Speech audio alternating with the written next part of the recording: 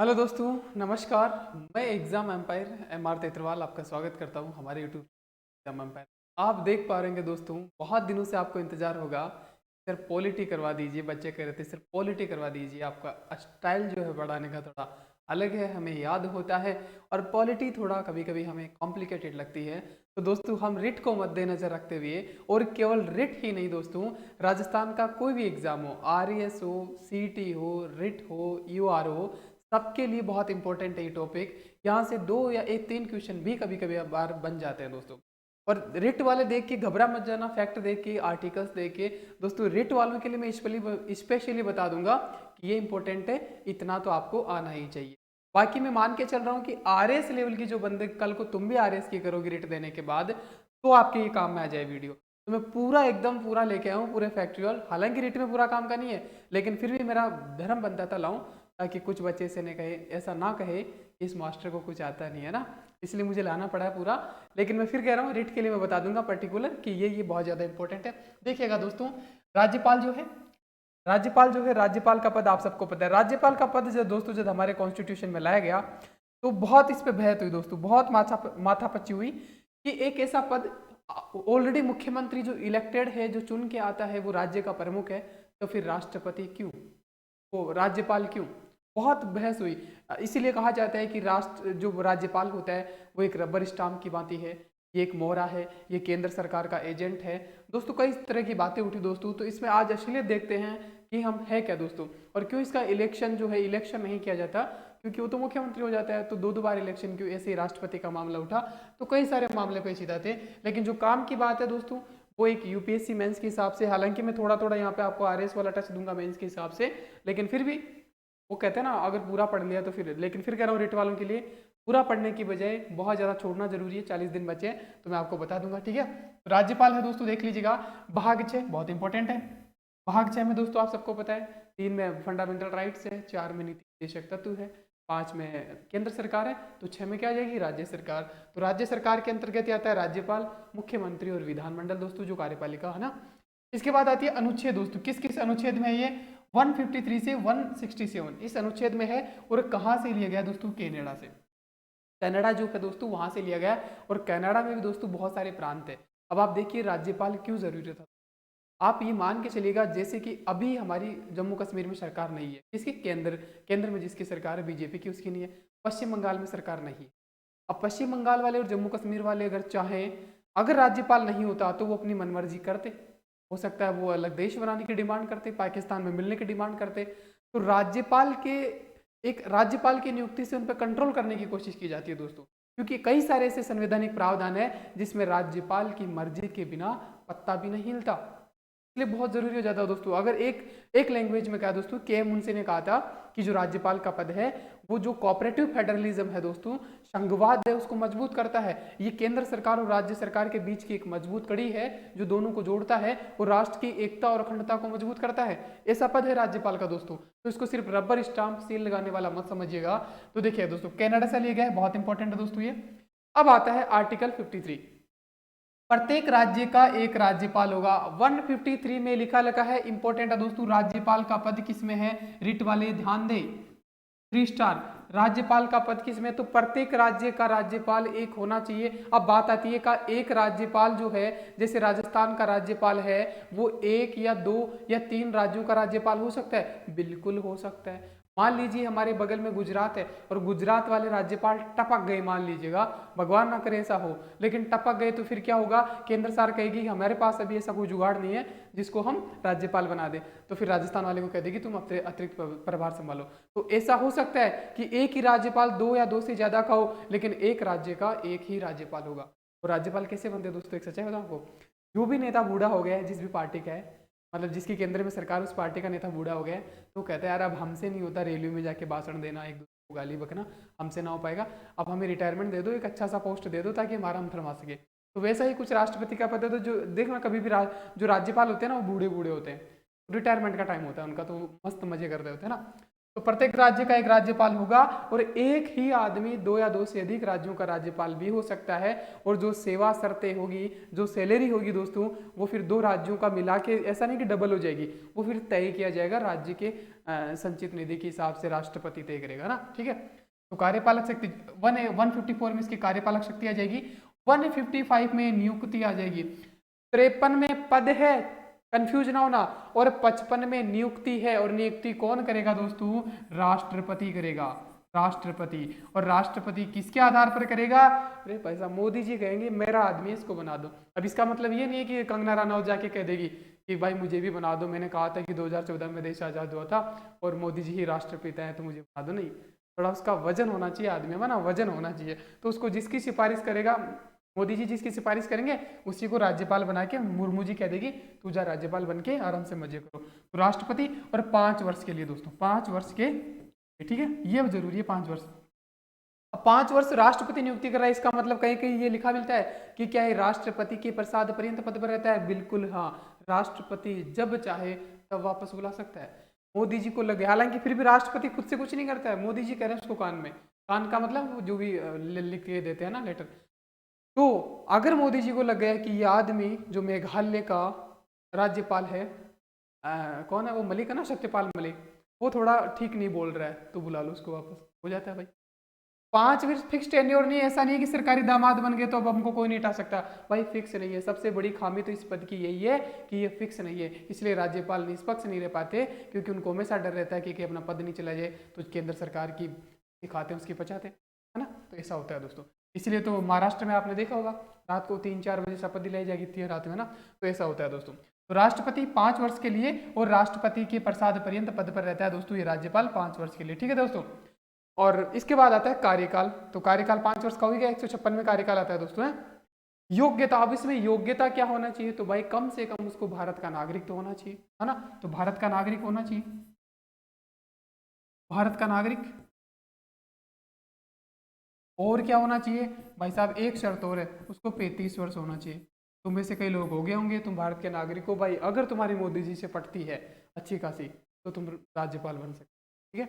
और उसके लिए कुछ नहीं चाहिए, डिग्रियां वगैरह नहीं चाहिए कुछ, डिग्रियां तो तुम्हें चाहिए मास्टर बनने के लिए ना, और 15 लाख रुपए भी चाहिए आजकल तो, ठीक है। तो भारत का नागरिक 35 वर्ष। अब आता है सेवा शर्तें और सैलरी। भाई साहब इसमें ये कहा गया है कि राज्यपाल जो होगा उसकी सैलरी होगी इतनी होगी, उसकी जो है इतना इतना उसको किराया, मतलब बिना किराए के घर मिलेगा, राजभवन मिलता है ना बड़ा सा, तो किराया नहीं, आराम से मौज काटो, कहता है ना मैं रिटायरमेंट की तरह, तो आराम से मौज काटो। और उसको पद पर रहते हुए उसकी सैलरी कम नहीं की जा सकती भाई साहब, ये भी है मामला, चाहे कितने आपातकाल लग जाए ना। तो ये सा मामला है सेवा शर्तें सैलरी। और अभी सैलरी कितनी है दोस्तों? 1.10 लाख, मतलब 1,10,000 रुपया मंथली सैलरी है किसकी? राज्यपाल की दोस्तों। ये 2008 में बढ़ा दी गई थी दोस्तों, 2008 में संशोधन करके बढ़ा दी गई थी, है ना, ये मामला।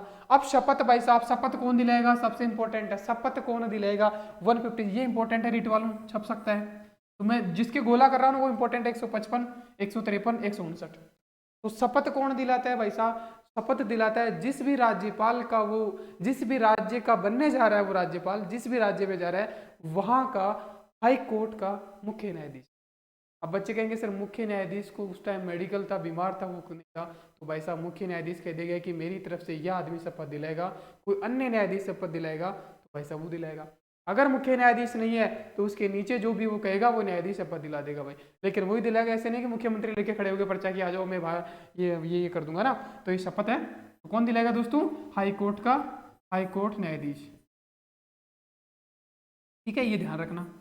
अब बहुत कहते सर शपथ ये दिला रहा है, नियुक्ति ये कर रहा है, हाँ भाई नियुक्ति का मतलब एक पत्र जारी करता है राष्ट्रपति, शपथ ये दिला रहा है हाईकोर्ट का मुख्य न्यायाधीश, ध्यान रखना। अब कहता है सर ये त्याग पत्र देना चाहे तो ये कहे कि भाई साहब मैं तो बूढ़ा हो गया, घर वालों को टाइम देना चाहता हूँ, ऐसा हो तो भाई साहब अगर इसको त्याग पत्र देना है तो ये हाईकोर्ट के मुख्य न्यायाधीश को नहीं देगा, ये राष्ट्रपति को देगा दोस्तों। तो जिसने राष्ट्रपति नहीं भेजा था दिल्ली से कि जा राज्यपाल बन के, तो त्याग पत्र लेके भी राष्ट्रपति के पास ही जाएगा कि भाई मत आवियो, अब बस रिटायरमेंट दे दो मना ना, अगर वक्त से पहले उसको देना पड़ा तो। कई बार होता है ऐसा, है ना। अब देखिएगा दोस्तों, अब है 160 में राज्यपाल के कार्य है, 161 में ये बड़ा इंपॉर्टेंट है 161 दोस्तों, 161 समाधान की शक्ति। समाधान की शक्ति का मतलब जिस किसी को भी सजा मिली है, किससे? न्यायिक व्यवस्था से, चाहे वो 10 साल की हो, 20 साल की हो, कुछ भी, तो उसमें कई सारे हैं, परिविलंबन है, समाधान कम करना है, लघुकरण है, ऐसा कुछ है 4-5। तो आप ये देखिए समाधान की शक्ति 161 में है, ये आर्टिकल पूछा जाता है, इंपॉर्टेंट है रेट वालों, 161 में। अब समाधान की शक्ति दोस्तों, एक बहुत बढ़िया बात मैं बताने जा रहा हूँ यहाँ पे, समाधान की शक्ति राष्ट्रपति में भी है, समाधान की शक्ति मतलब सजा को कम करना या बिल्कुल समाप्त कर देना, और राज्यपाल में भी है ना। अब बात आती है दोनों में डिफरेंस क्या है, फिर दोनों में लड़ाई हो गई कि भाई साहब राष्ट्रपति भी कहता मैं इतना बड़ा, मेरे बराबर पावर राज्यपाल भी रखेगा, तो फिर मामला क्या। तो कहा गया है कि जो राष्ट्रीय नीतियां हैं, राष्ट्रीय विधियां हैं, राष्ट्रीय जो भी कानून है उसके अकॉर्डिंग तो सजा माफ कौन करेगा, राष्ट्रपति, और राज्य है उसके अकॉर्डिंग राज्यपाल।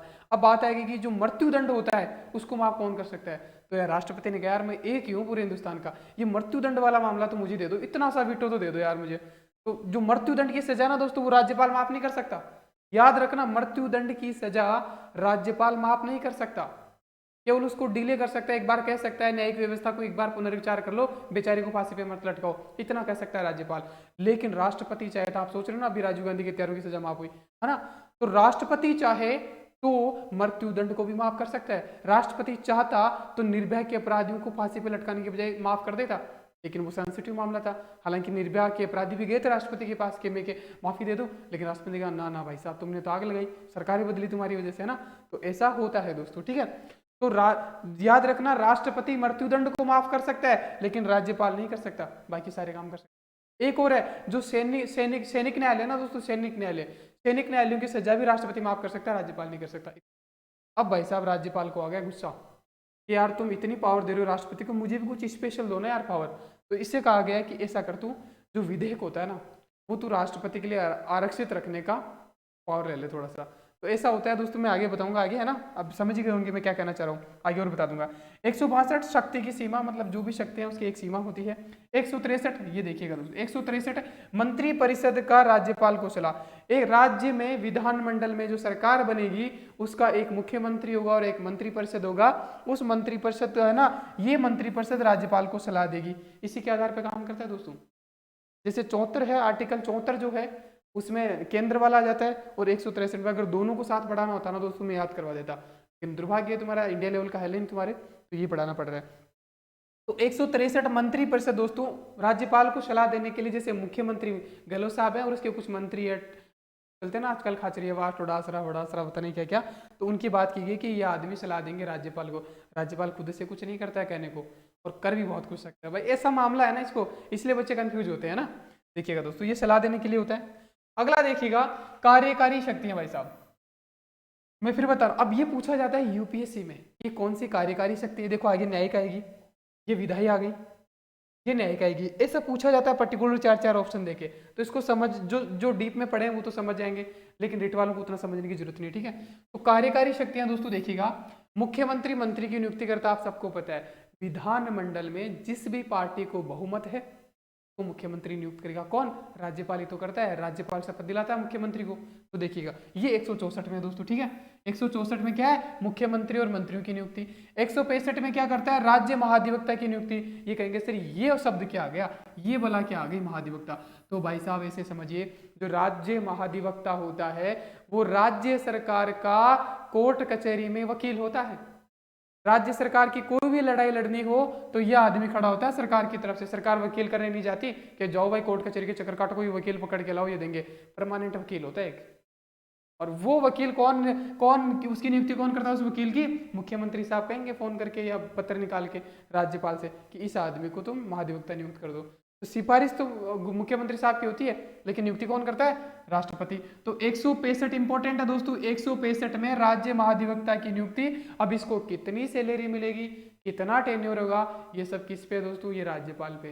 राज्यपाल डिसाइड करेगा कि उसको घंटे के 400 रुपये देगा, महीने के 2 लाख देगा, कितना। ठीक है दोस्तों। तो महाधिवक्ता मतलब राज्य सरकार का वकील, महाधिवक्ता मतलब राज्य सरकार का वकील। 165 76 आर्टिकल 76 में महान्यायवादी, भारत का महान्यायवादी आता है। महान्यायवादी मतलब भारत सरकार का वकील, तो ये होता है ना। तो 165 में महाधिवक्ता आ गया। अब 66 आता है, सभी कार्य राज्यपाल के नाम से। भाई साहब ये बड़ा इंपॉर्टेंट है। 166 में है कोई भी काम हो दोस्तों, देख लीजिएगा, कोई कुछ भी हो गया, कुछ भी गड़बड़ हो गई तो उसके लिए मतलब किसी भी प्रकार का कोई भी काम करना ना, जैसे राज्य सरकार में आज जो कोई भी काम हो रहा है, जो कोई भी साइन कर रहा है एग्रीमेंट, जैसे अभी वो समिट हुई थी, वो इन्वेस्टमेंट समिट हुई थी, उसमें जितने भी एग्रीमेंट है ना दोस्तों, वो राज्यपाल के नाम से भी माने जाते हैं, है ना। मुख्यमंत्री नहीं है उनके लिए उत्तरदायी, राज्यपाल है, और राज्यपाल के नाम से भी माने जाते हैं। लेकिन अगर कुछ गड़बड़ हो गई तो उसके लिए राज्यपाल भी उत्तरदायी नहीं है। मान लो कि अडानी पैसे लेके भाग गया, तो अब ऐसे थोड़ा कि जनता भाई साहब इसने एग्रीमेंट किया था राज्यपाल ने, हमें तो राज्यपाल पैसे लौटा दे। नहीं भाई, राज्यपाल के बारे में प्रावधान है कि वो किसी भी न्यायालय में किसी भी कांड के लिए उत्तरदायी नहीं है, बिल्कुल राजा की जिंदगी जिएगा वो, है ना। आगे और बताऊंगा उसके बारे में। तो सभी कार्य राज्यपाल के नाम से कहलाए जाएंगे, है ना, 166 में।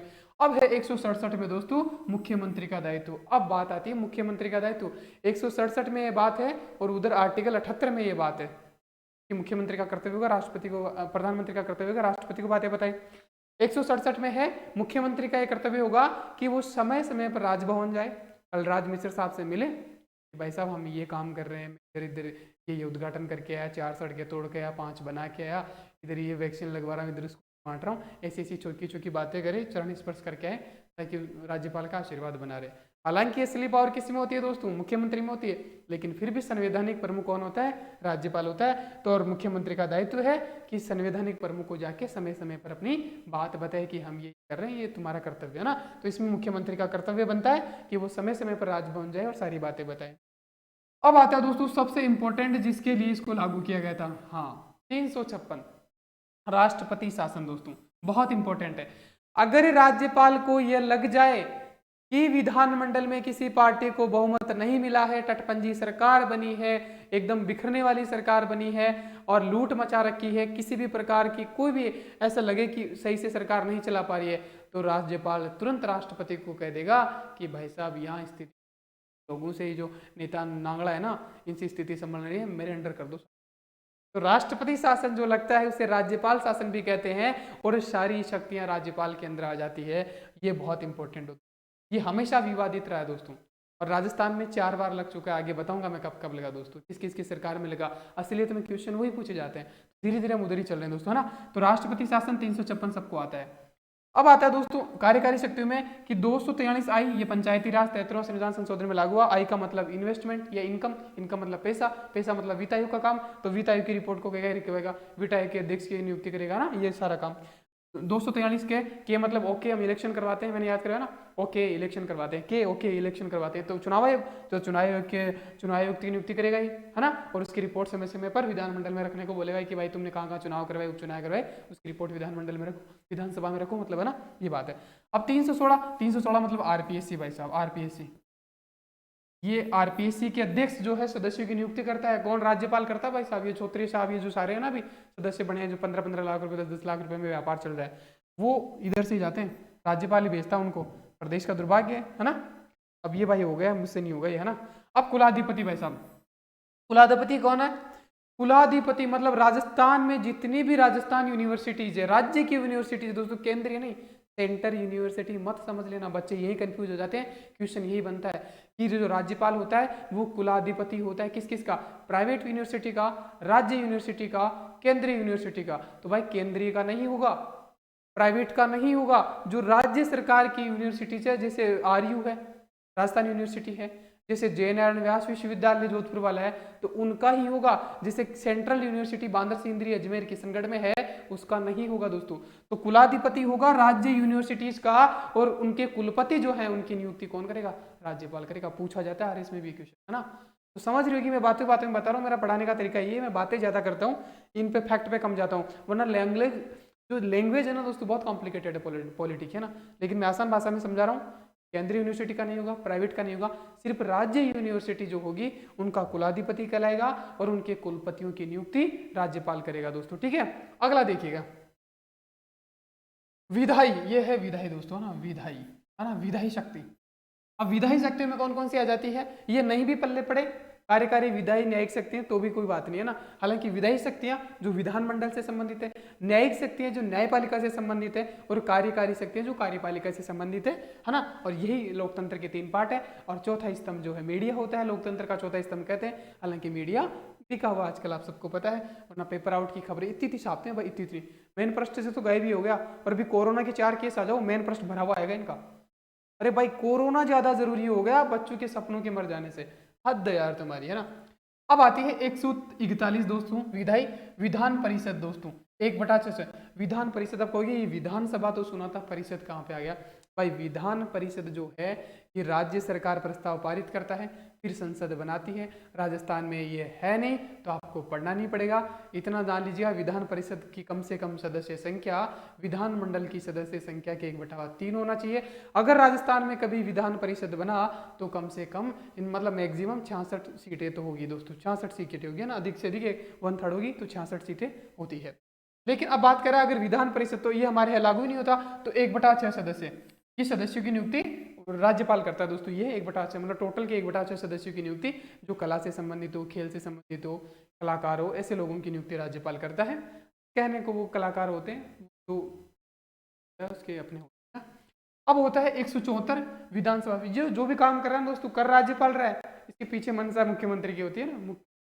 बताया था ना कि 164 में जो सलाह देगा मुख्यमंत्री और मंत्रिपरिषद जो सलाह देगी उसके आधार पर राज्यपाल काम करेगा। तो काम किए हुए इसके नाम से माने जाते हैं, मैंने बताया कि राज्यपाल के नाम से करे हुए काम माने जाते हैं, लेकिन वो असली काम खेल उधर से होता है। अब 174 है विधानसभा सत्र को आहूत करना और सत्रावसान भंग करना।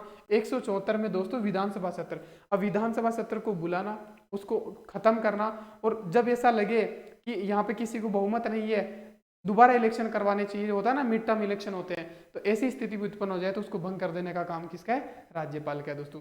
हालांकि आहूत करना, सत्रावसान करना ये तो विधानसभा अध्यक्ष भी कर देता है, लेकिन उसको भंग कर देना दोस्तों ये राज्यपाल का काम है।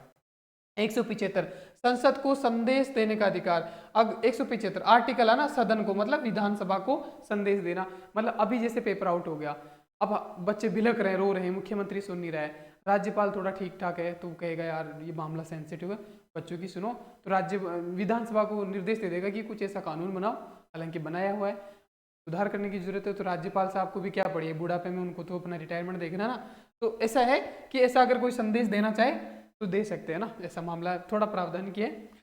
176 विशेष संबोधन दोस्तों, 176 बड़ा इंपॉर्टेंट है, इसमें क्या कहा गया है, विशेष संबोधन। अब नाम से आ रहा है स्पेशल भाषण, स्पेशल मतलब जब भी इलेक्शन होंगे और तब जब पहली विधानसभा की बैठक होगी ना दोस्तों, जैसे इलेक्शन हो गए 5 साल अब जिसकी भी सरकार बनी है, तो पहली बार जो नए नए विधायक पहुंचेंगे ना विधानमंडल, उनको संबोधित करेगा कौन, राज्यपाल। और प्रत्येक ईयर जब बजट आएगा ना दोस्तों, बजट भाषण भी देगा कौन, राज्यपाल। तो ये होता है दोस्तों विशेष संबोधन में, ठीक है। अगला है ये पीडीएफ दोस्तों, कोई नया है तो सब्सक्राइब कर लेना, ये पीडीएफ में टेलीग्राम चैनल जो इसी नाम से ठीक एग्जाम एम्पायर उस पर डाल दूंगा, ठीक है। अब है दोस्तों विधेयकों को राष्ट्रपति के लिए आरक्षित करना, ये पावर जिसकी मैं बात कर रहा था, जब राज्यपाल ने कहा था ना कि मृत्युदंड की सजा सिर्फ मैं ही माफ कर सकता हूं, ये मुझे ही होना चाहिए, तो राज्यपाल ने क्या, मुझे क्या मिलेगा फिर उसके बदले, तो इसने कहा, राज्यपाल ने कहा कि तू है ना ऐसा काम कर, आर्टिकल 200 के तहत जो विधेयक आते हैं ना, जैसे विधेयक होते हैं दोस्तों, एक तो सामान्य विधेयक होता है, समझ लेना भाई बहुत कॉम्प्लिकेटेड बात है लेकिन मैं इजी भाषा में समझाता हूँ। एक तो सामान्य विधेयक होते हैं, एक वित्त विधेयक होते हैं ना, या धन विधेयक, वित्त या धन विधेयक, धन विधेयक है ना, विधेयक मतलब बिल जो आते हैं ना, विधेयक जो कानून बनते हैं उनकी बात कर रहे हैं, है ना।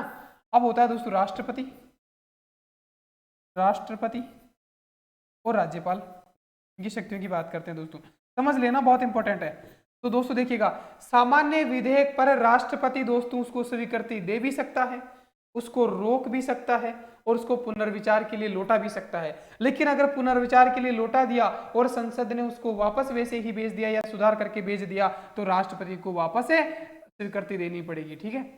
ऐसा ही सेम है, राज्यपाल स्वीकृति दे भी सकता है, राज्यपाल स्वीकृति अस्वीकृत भी कर सकता है, रोक भी सकता है और पुनर्विचार के लिए भेज भी सकता है। लेकिन धन विधेयक के मामले में अलग मामला है ना। लेकिन इसी आप सामान्य विधेयक पे दोस्तों क्या होता है, अब 3 तो दोनों के सेम है ना, स्वीकृति दे भी सकते हैं, नहीं भी दे सकती और पुनर्विचार के लिए लौटा भी सकते हैं।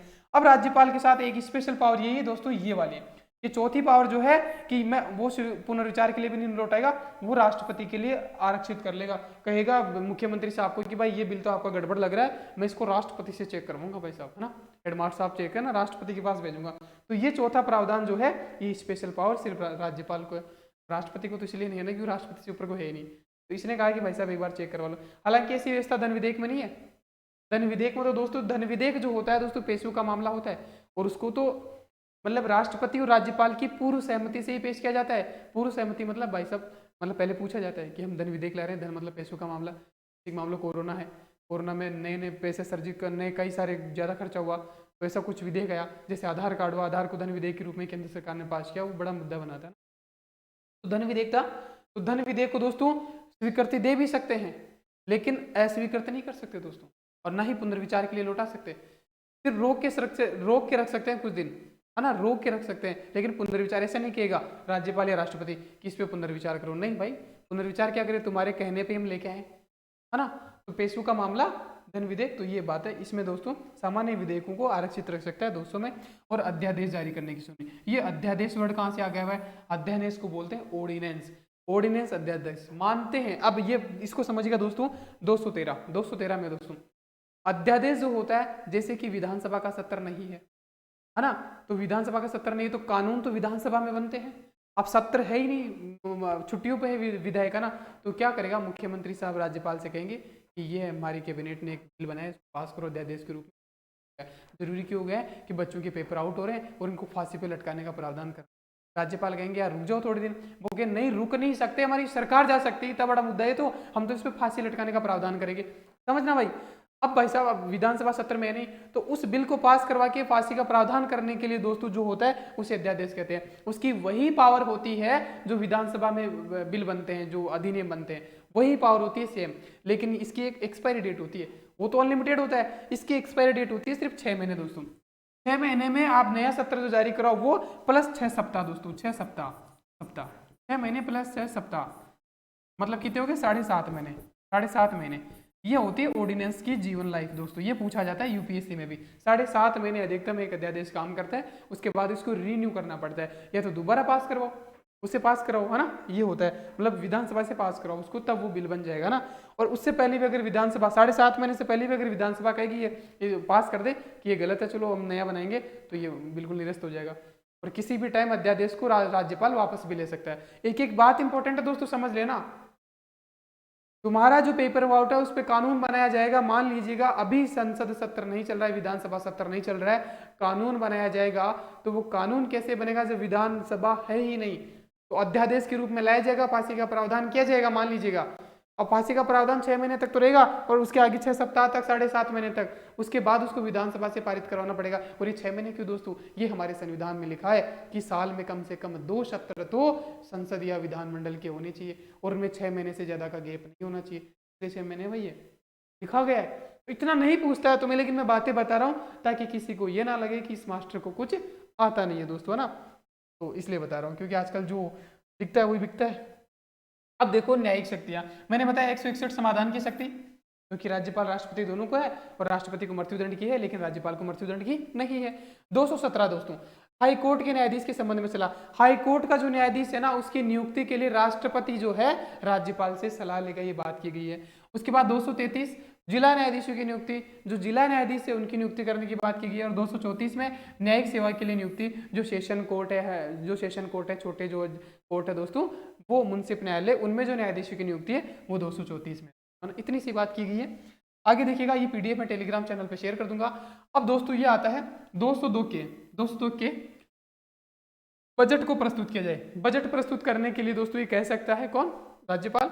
और 243 आई इन्वेस्टमेंट, मतलब राज्य वित्त आयोग, आप समझ ही रहे हो दोस्तों, तो राज्य वित्त आयोग मतलब उसकी जो कोई रिपोर्ट है वो संसद पटल में रखने के लिए बोल सकता है। 243 आई में जो भी मामला है वो राज्यपाल के अधीन है, ठीक है। आई मतलब इन्वेस्टमेंट, मतलब इनकी, मतलब वित्त आयोग, है ना, मैंने बताया आपको।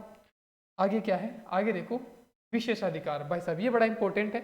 विशेषाधिकार का मतलब कि राज्यपाल हमसे अलग क्यों है, उसको कुछ अलग प्रावधान है दोस्तों। देखिएगा विशेषाधिकार की बात 161 फर्स्ट में की गई है, सब विवेक शक्तियां हैं।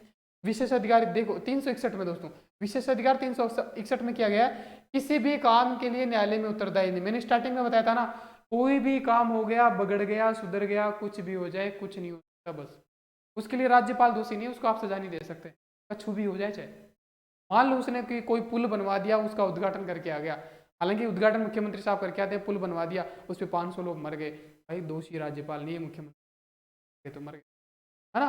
तो किसी भी काम के लिए कोई भी ये दोषी नहीं होगा। और अब आती है स्वविवेकी की शक्तियां। कुछ ऐसी शक्तियां हैं जो संविधान में नहीं लिखी हुई, लेकिन वो ग्रहण कर लेता है, जैसे 161 में है स्वविवेकी की शक्तियां। तो दोस्तों 356 आप सबको पता है, 356 में राष्ट्रपति शासन का प्रावधान है, लेकिन कभी मुख्यमंत्री ये नहीं कहेगा कि राष्ट्रपति शासन लगाओ। तो ये उसके विवेक पर डिपेंड करता है राज्यपाल के कि मैं क्या राष्ट्रपति शासन लगा दूं यहाँ पे। और वो विवेक क्या कहता है, अगर किसी को बहुमत नहीं है, नेता आपस में लड़ाई झगड़ा कर रही है, जनता की सही से सेवा नहीं हो पा रही है, और अगर केंद्र सरकार जो कि ज्यादातर वही काम करता है, इसी के आधार पर राष्ट्रपति शासन अल्टीमेटली जो कहते हैं ना कि रबड़ स्टाम्प है, केंद्र का एजेंट है, तो वही काम होता है दोस्तों। तो 356 में ये बहुत विवादित विषय भी रहा है दोस्तों। पुंछ आयोग हुआ, सरकारी आयोग हुआ, सब ने ये कहा कि 356 का उपयोग सोच समझ के किया जाना चाहिए, क्योंकि एक लोकतंत्र के एक मृत्यु के समान ही है। जैसे इंदिरा जी ने लगाया राष्ट्रीय आपातकाल लगाया 75 क्षेत्र में, आप सबको पता है, कलंक था एक लोकतंत्र पे। तो राज्य में तो बारंबार लगाया ही जाता है दोस्तों, है ना। देखिएगा राजस्थान में 4 बार लग चुका है दोस्तों, 4 बार राजस्थान में ना, 4 बार राजस्थान के तहत है ना, सारे इसके तहत लगे। अब है दोस्तों विधेयक को राष्ट्रपति के लिए आरक्षित करना, मैंने बताया।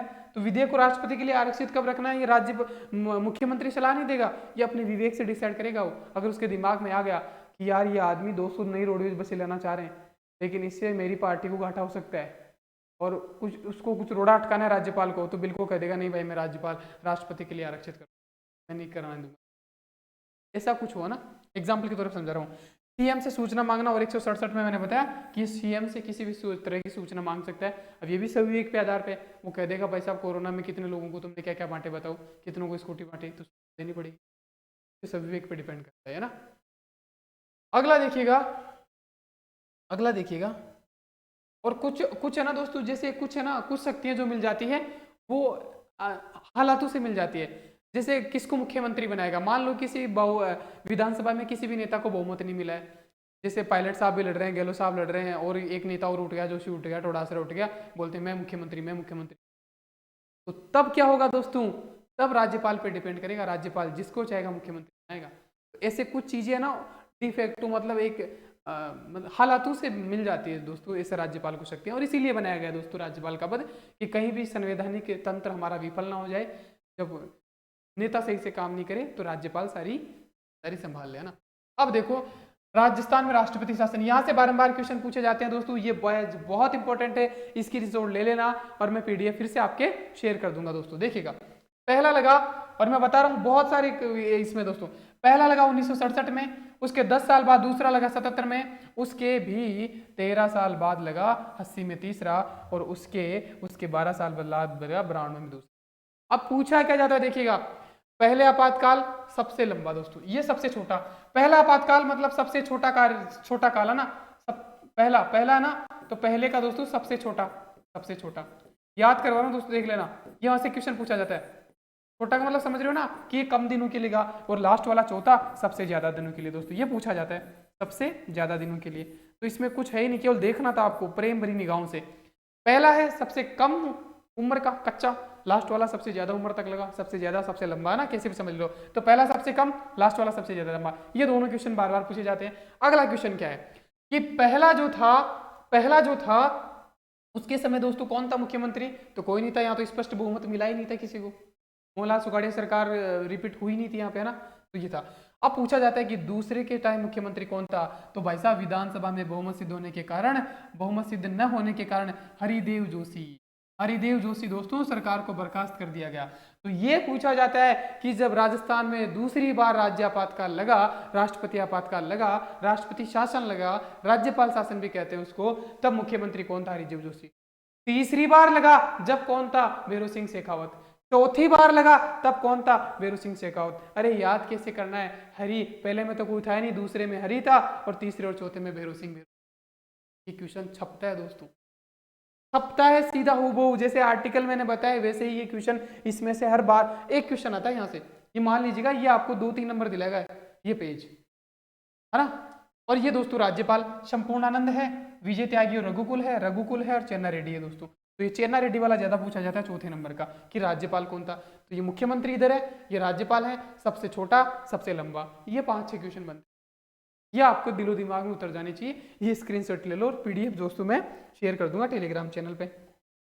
अगला देखिएगा, पद पर रहते हुए 4 बार मुख्यमंत्री, भाई साहब वो मुख्यमंत्री जो टपक गए पद पे रहते हुए ना, मर गए, कुर्बान हो गए, शहीद हो गए, कुछ भी कह सकते हैं ना दोस्तों, जो पद पर रहते हैं, मैंने पहले ही कहा था कि उनका रिटायरमेंट होता है, बूढ़े बूढ़े लोगों को बनाया जाता है, और जो सरकार सत्ता के चहेते होते हैं उनको बनाया जाता है, ऐसा होता है। और अभी तो मामला उठा था कि सुप्रीम कोर्ट के जो जज हैं सदाशिवम उनको भी बनाया गया और रंजन गोगोई ने भी राज्यसभा चले गए। तो ये ऐसा नहीं करना चाहिए दोस्तों, ये बिल्कुल ठीक नहीं है। इससे क्या है, न्यायपालिका प्रभावित हो। यही है। अब देखिएगा, दरबारा सिंह, निर्मल चंद जैन, एस के सिंह और श्रीमती शैलेंद्र कुमार सिंह और श्रीमती प्रभा राव। एस के सिंह, शैलेंद्र कुमार सिंह और श्रीमती प्रभा राव। तो एकमात्र महिला जो पद के दौरान मृत्यु हुई तो प्रभा राव हो जाएगा। पहली महिला राज्यपाल प्रतिभा देवी सिंह पाटिल। महिला जो पद पर रहती है मृत्यु हुई, श्रीमती प्रभा राव। पहली महिला मुख्यमंत्री वसुंधरा राजे। तो पहली महिला राज्यपाल प्रतिभा देवी सिंह पाटिल, फिर वो राष्ट्रपति भी बनी आगे जाके। और पहली महिला जिसकी पद पे रहती हुई मृत्यु, और पहली और आखिर यही है। तो पद पे रहती हुई एकमात्र महिला राज्यपाल जिसकी मृत्यु हुई तो प्रभा राव। दोस्तों क्वेश्चन कैसे भी घुमा के पूछा जा सकता है। बाकी 3 आदमी है, मोटियार कह सकते हैं इनको, है ना। 98 में, 30 में, 3 में। अब एलिमिनेशन भी लगा लेना भाई, कब मृत्यु हुई तो देख लो 98 में, मतलब 21वीं सदी में 3 है और 2 साल पहले उनसे 1 है। तो कैसे भी याद करके इनको याद कर लेना है, पूछ लेगा। कई बार इतना कॉम्प्लिकेटेड नहीं पूछता है, पर आरपीएससी पूछ लेता है, अध्ययन बोर्ड का कुछ पता नहीं है। अब दोस्तों राज्यपाल एक नज़र में, इतनी लंबी लिस्ट है दोस्तों, अगर आप याद कर पाए तो सोने पे सुहागा है, वैसे करना नहीं है। वो हमेशा कहता हूँ मैं कि जितना इनपुट दो उससे ज़्यादा आउटपुट निकले वो काम करो। अब तुम इनपुट दे रहे हो 100, आउटपुट निकल रहा है 2, तो क्या फ़ायदा। इनपुट दो 2, आउटपुट निकले 100 तो फायदा है। जैसे पिछला पेज मैंने बताया एक स्लाइड वो, तो उससे 3-4 क्वेश्चन बनते हैं, वहाँ से एक क्वेश्चन आता है। तो ज़्यादा टाइम दीजिएगा, ये 3-4 स्लाइड देखिएगा, लंबी चौड़ी है तो कोई फायदा नहीं है ना। लेकिन मैं फिर भी मैन बता देता हूँ, ज़्यादातर पहला पूछता है गुरमुख निहाल सिंह, और ये सर्वाधिक समय तक भी पूछता है। तो इंपॉर्टेंट मैं बता देता हूँ। बाकी एलिमिनेशन मेथड से भी निकल जाते हैं। जैसे आपको पता चल गया कि 98 से 2020 के बीच में 4 मरे, चारों के नाम आपको पता है। तो ऐसे एलिमिनेशन मेथड से निकल जाता है, कई बार क्रम दे देता है। तो संपूर्णानंद, तो गुरु ने संपूर्ण हुक्म दिया, तो हुकुम सिंह हुक्म दिया, तो फिर राज्यपाल शासन भी आ ही गया था दोस्तों ना। तो ऐसे करके कैसे भी करके आप याद कर लेना। फिर आ जाता है जगत ने दूसरी बार, हुकुम सिंह 2 बार बने थे, तो ये ध्यान करना, हुकुम सिंह ने ऐसा आदेश दिया कि उसको 2 बार बनाया गया, और 2 बार बनाया तो उसके साथ उसी के कार्यकाल में 1 बार राष्ट्रपति शासन भी लगा। जैसे कैसे भी कर लो ना। सरदार आ गया, फिर वेदपाल, ये न्यायाधीश थे दोस्तों कार्यवाहक, वेदपाल त्यागी, वेद साहब न्यायाधीश थे। फिर रघुकुल तिलक, केडी शर्मा, ओम प्रकाश कार्यवाहक, पाटिल कुछ है क्या यहाँ पे। सुखदेव प्रसाद, ये विदेश में चिकित्सा के कारण है ना, ठीक है, इनमें कोई इंपॉर्टेंट है नहीं। देखिएगा, सुखदेव कार्यवाहक अतिरिक्त प्रभार, रेड्डी के कार्य, ये इंपॉर्टेंट है क्योंकि इसके साम आखिर चौथा वाला राष्ट्रीय आपातकाल लगा था। 4th वाला राज्यपाल शासन है, राष्ट्रपति नाम आता है बार है ना, राष्ट्रपति शासन लगा था 4th नंबर वाला। फिर बलिबार, ये इंपॉर्टेंट है, बलीराम भगत जो लोकसभा अध्यक्ष भी रहे हैं दोस्तों, ये पूछ लेगा कि कौन से ऐसे हैं जो लोकसभा अध्यक्ष भी रहे हैं और राज्यपाल भी रहे हैं। तो ये देखिए, जैसे लोकसभा अध्यक्ष अभी ओम बिड़ला है ना, अब ओम बिड़ला को राजस्थान का राज्यपाल भी बना दिया जाए, क्वेश्चन बन जाता है ना, ऐसे कौन से राज्यपाल है जो लोकसभा अध्यक्ष भी रहे। तो ये थे दोस्तों बलीराम भगत लोकसभा अध्यक्ष। इसके बाद दरबारा सिंह, ये बताई दिया कार्यकाल के दौरान मृत्यु हुई। फिर और कौन सा इंपॉर्टेंट है, हाँ, एक मदन लाल खुराना, इनका त्याग पत्र।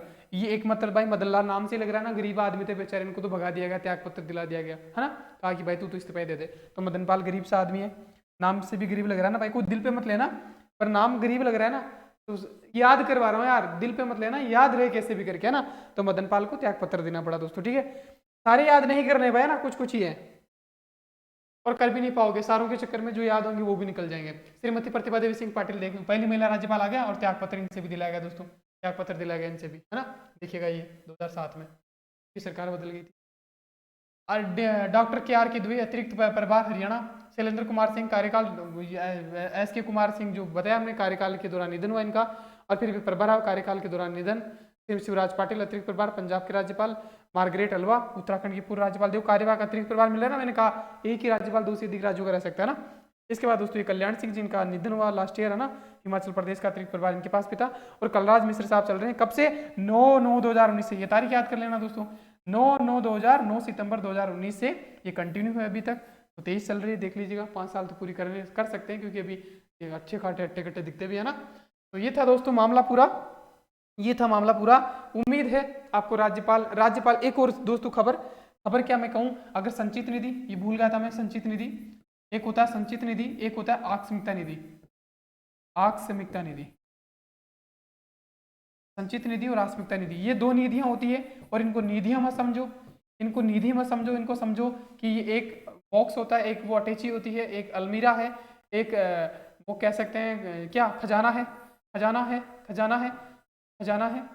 ये भी खजाना है, ये दोस्तों राज्य सरकार की जो पैसे होते हैं ना सारे इन्हीं में जाते हैं, इसमें जाते हैं संचित निधि में दोस्तों।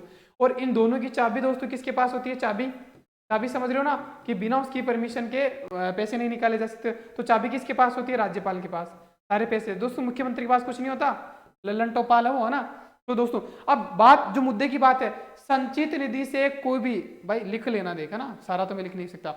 संचित निधि से पैसा नहीं निकाला जा सकता बिना विधानसभा की मंजूरी के। अगर इस खजाने से आपको पैसे निकालना है तो भाई साहब विधानसभा से परमिशन लेनी पड़ेगी, विधानसभा में बिल पारित करवाना पड़ेगा, धन विधेयक, वित्त विधेयक लाना पड़ेगा। समझ रहे हो? जैसे जैसे मान लो कि नई भर्ती करनी है, जैसे आपकी टीचर भर्ती होनी है, तो टीचर भर्ती है तो सैलरी देनी पड़ेगी, तो पैसे बढ़ेंगे, तो जो सैलरी देंगे ना दोस्तों, तो वो खजाने, इस खजाने से पैसे गहलोत साहब निकलवाएंगे। अब बात आती है आकस्मिकता निधि। ये दोस्तों आकस्मिकता नाम से पता है ना, संचित तो से मतलब जो भी समझ ले, आकस्मिकता मतलब अचानक, आकस्मिक मतलब अचानक।